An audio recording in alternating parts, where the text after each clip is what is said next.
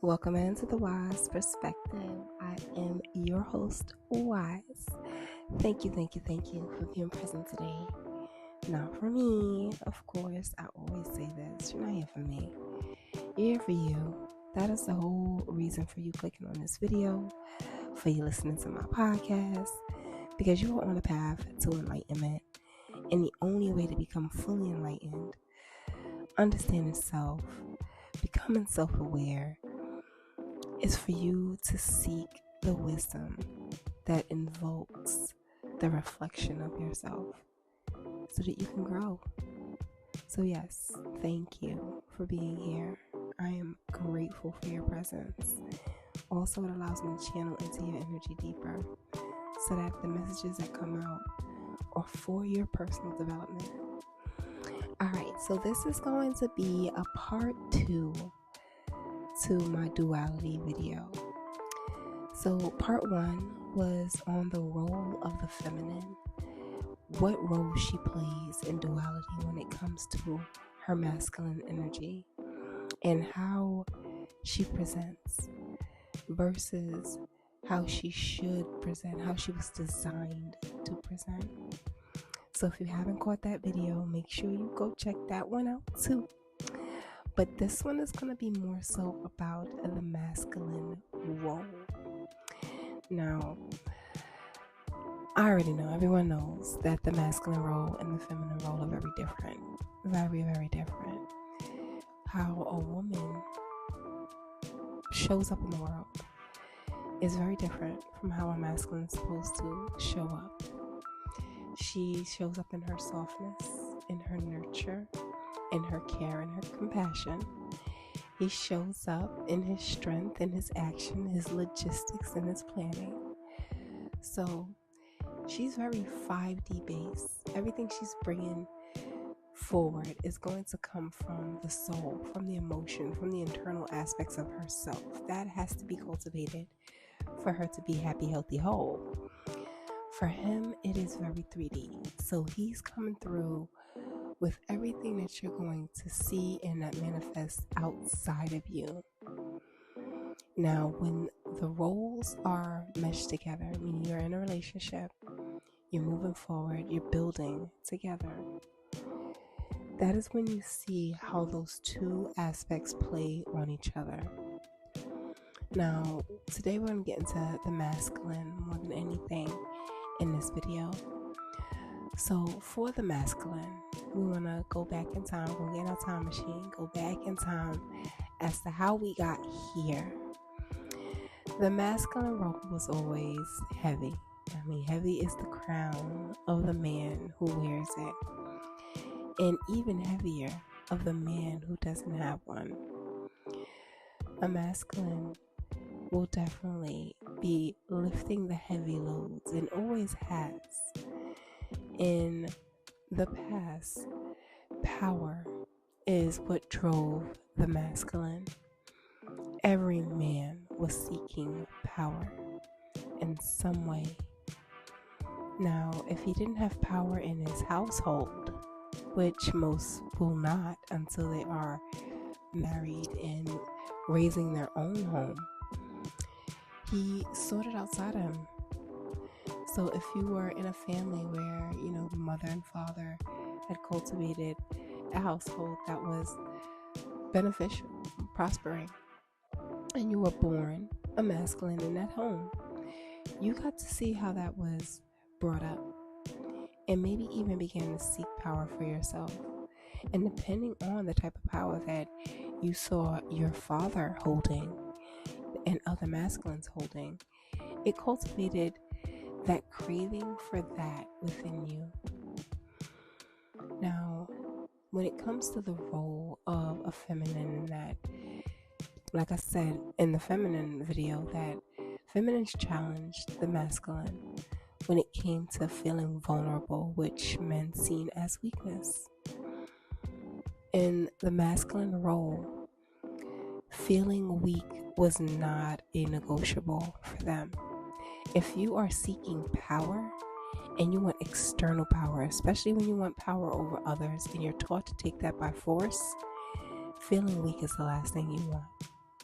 You don't want it. So if you were with a feminine who made you feel that way, as far as you were concerned, she was an op.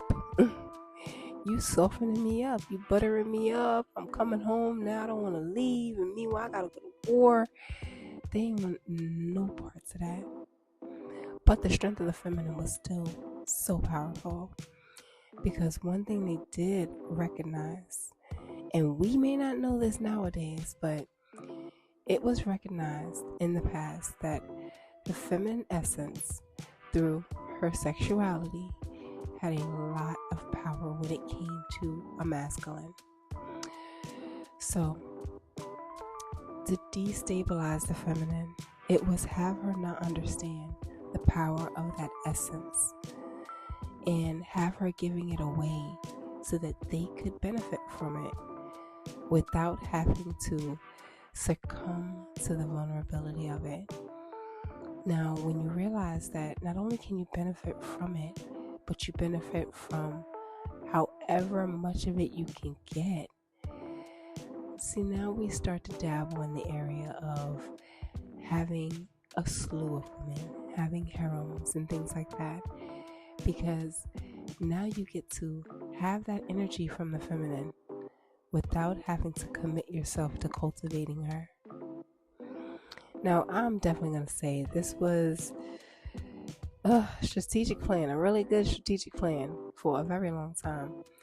And it worked in the favor of masculine. It still does today. So what they did by destabilizing the feminine, causing them to fight amongst themselves, to fight for masculine energies, all of this has played into how things are now, because women are very much more promiscuous than they were back then. And even then, they had promiscuity issues. Ain't gonna talk about that, but you know. And it was because they felt like that was the way to get, to keep, and to secure masculine. But really, it never was. It just cheapened the value of the feminine. Now, this didn't really help the growth of relationship aspects when it came to duality, because men stopped looking at feminine as the hierarchy of what they can get, what they're trying to seek, i.e., our old school stories that we tell children about princesses and princes. That was the original way. A prince was looking for a princess. He was looking for a woman. And then it went from, I'm looking for that, to, no, I just want power, and I'll use women to get it. This is where things started to get really shaky, because men stopped realizing why they valued feminine from the first place.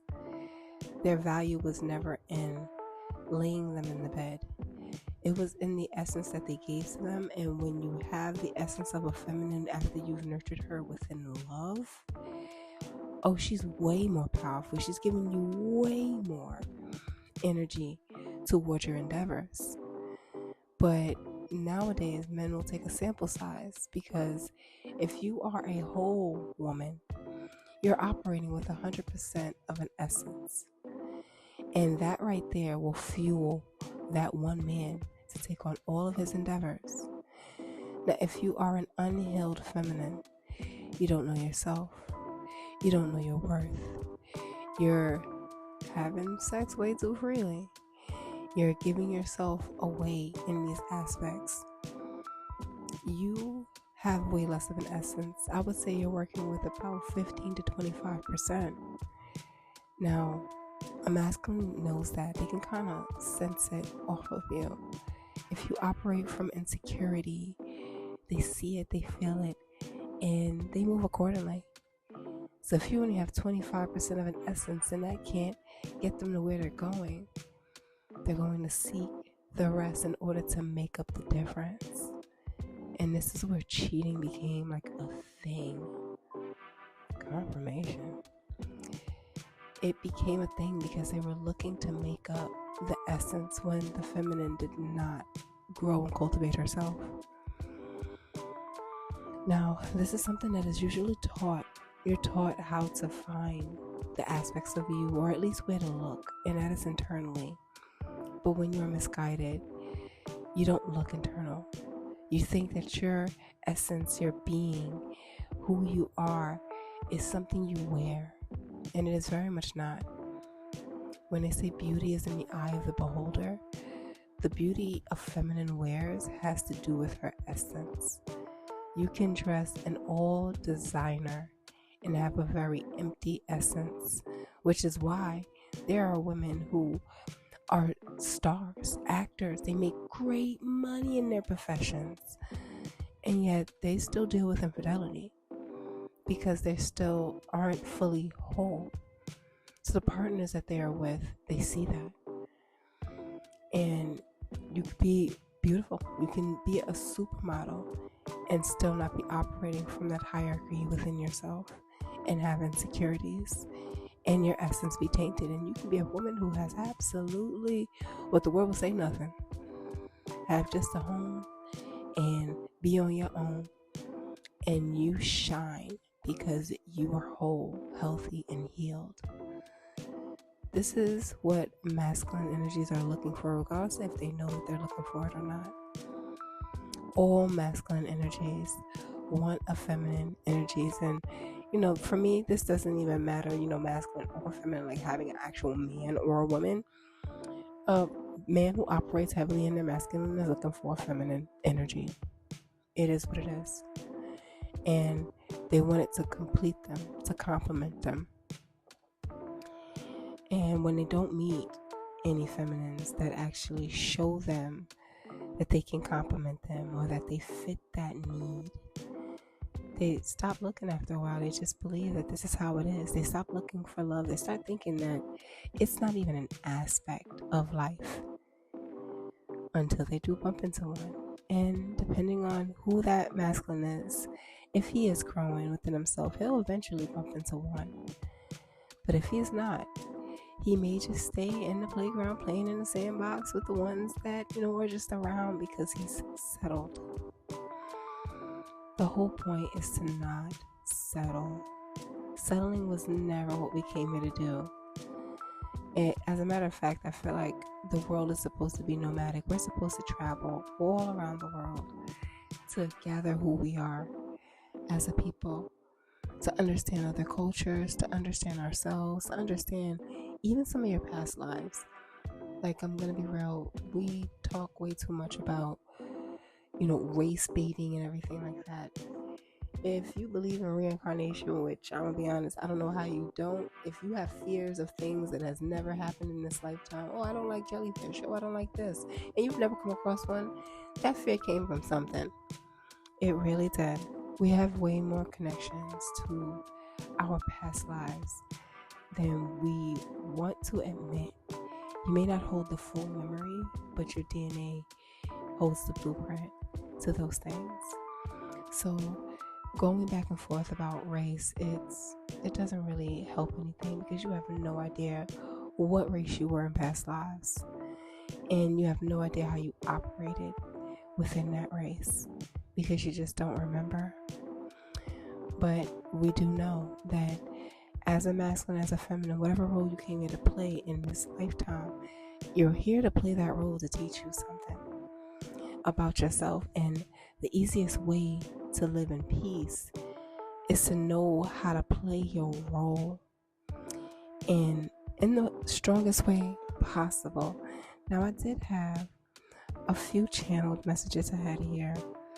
War. Okay, so war happened because feminines were not considered or included.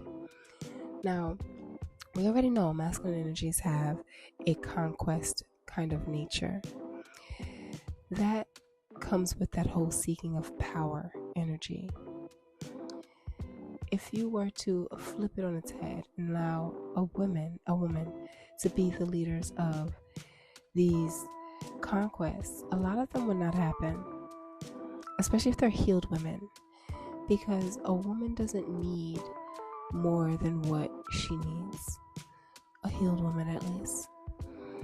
Designer, everything, all these things start to seem very shallow when you become healed, because you recognize that that's not what brings you happiness. It can give you status, which again, now you're comparing yourself to everyone else, but the truth is, it doesn't actually give you joy and fulfillment. Having that bag is a moment in time, unless every single second of every day, when you look at that bag, you immediately are like, oh, joy, oh, more joy. I got another hit of joy just now because I looked at the bag.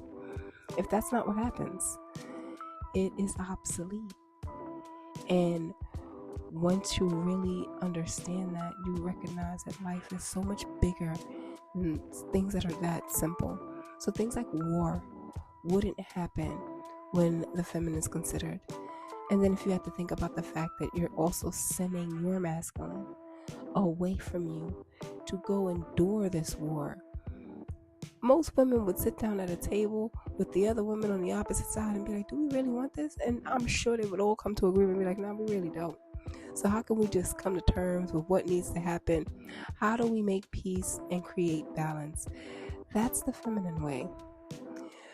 So even when it comes to like things like war, the feminine is supposed to disable that conquest nature within a man through their softness by handling them with delicacy. That's what is the power of the feminine. She doesn't pick up a gun. She picks up his heart and she activates that. Now, I did also have is a woman's conscious nature, a feminine who's healed and conscious, is the match for a man in power, because she never wants power over others. If she seeks power and she is healed and she is conscious of herself, the power she is seeking is to uplift and care for others. That right there is how you balance out a man who sits in the seat of power, because he doesn't have to do heavy lifting. When you have a kingdom that is run off softness, they want to continue to protect their king and queen. They want that to continue on. Everyone's eating, everyone's comfortable, everyone's happy. If there's issues, they bring it to the king and queen, and now they come up with a way to make your life a little easier. That is what we want. It is when you have a tyrant king, a tyrant queen, who are seeking to keep some down while others grow.